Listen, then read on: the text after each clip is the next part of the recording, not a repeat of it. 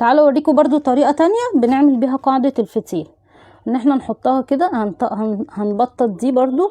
ما تقلقوش اي حد، على فكرة انا هرد على الاسئلة والله، ما تقلقوش، بس انا برضو لازم زي ما برد على الاسئلة زي ما اديكم شرح مظبوط، يعني انا عايزة افيدكم. بصوا اهو، خلاص انا دخلته اهو، دخلته في القاعدة وهضغط عليه كده. وانا معايا اداة والله بس هي مش معايا هنا، فمعلش بقى هنعمل بده. هو ده المفروض مقص، مش ده يعني مش ده الطريقة اللي انا بعمل بيها. معايا كده حاجة بضغط بيها هنا، لو ما عندكوش زيي اعملوا بمقص مفيش مشكلة. ثبتناها.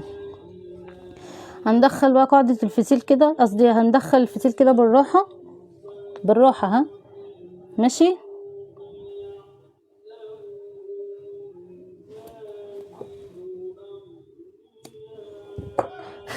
ماشي ثانية عشان القاعدة وقعت مني، هركبها تاني عادي جدا. بصوا اهي، هضغط بس عليها، انتوا شايفين؟ هضغط بس عليها عشان اثبتها اهي.